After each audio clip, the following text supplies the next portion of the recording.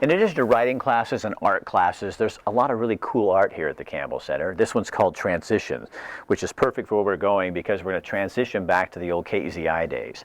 Every month on this program, we're going to look back at some of the stories we did in a segment called Looking Back. It might be the dedication of the Wayne Morse Free Speech Plaza, or we might be doing the downtown fountain being taken down. But this week we're going to go back, and Aaron Bruce did a story for us back in the 90s on a woman who was recently in Outdoor Magazine on the front and called herself the original cougar. Her name is Gert Boyle. She's hilarious. She's a wonderful entrepreneur in our state, and this is a story about her.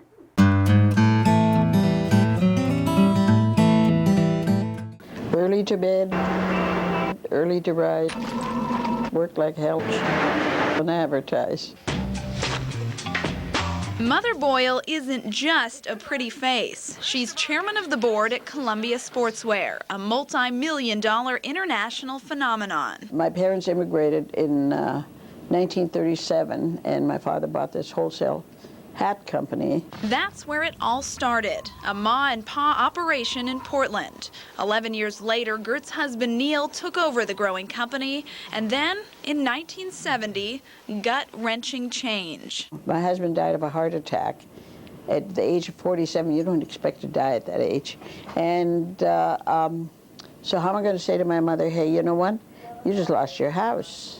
So I said, oh, sure, I'll run it. With 3 young children and a company leaning heavily on bank loans, Mrs. Boyle gave herself only one option. I went to work. So. Did you have a plan? I didn't even know what the word plan was. I just thought, oh, well, this is easy. I ran a household. She found out fast about the monumental differences between a household and a boardroom. Got to the point where the banker said, okay, now, you either sell the place or we're going to withdraw your line of credit. Oh. Things were going downhill fast, and Mrs. Boyle had to face financial facts. She needed to sell. After 6 months, it came down to one solid offer. And one big question, was it an offer she couldn't refuse? He said, okay, sign here. And he really annoyed me. And I said, you know, for the amount of money that you're offering me, I can run it in the ground by myself. It was $1,400. From that moment on, Gert Boyle was in control. And watch out. We fired everybody. You know what? It's the same ball game. It's a different coach, and I can't help it. We've got to do it my way. With her son Tim at her side, Mrs. Boyle started making changes. After a few years, profits went up. So we made raincoats. It fit awful, but we made them anyway. And then we made pants, you know, waterproof pants. And it just kind of went from there. And we were the first people to test out Gore-Tex for Gore Company. Mrs. Boyle and her small Oregon company were going big time. Gert started modeling for her own ads and is now known all over the world as the spirited grandmother, Ma Boyle. They think I'm some hired help. I said if we would have had a hired help, we would have made her a lot better looking. Her looks and her smarts created an empire. She's one of America's top 50 businesswomen and has the coveted American Academy of Achievement Award.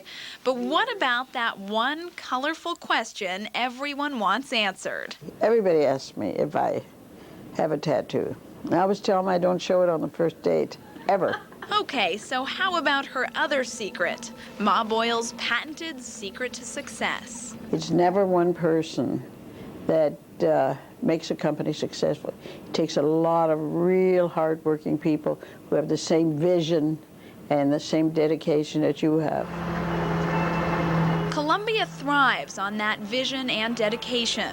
Last year, that little Portland hat company that is now Columbia Sportswear sold $816 million worth of merchandise.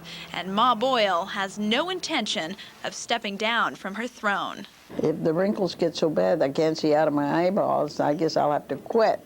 But I'll do it as long as they let me.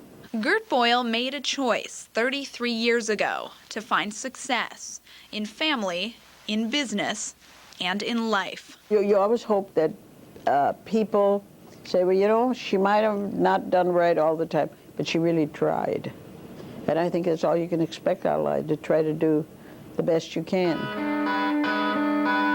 You tell 'em, Ma. In Portland, Erin Bruce, 9 News.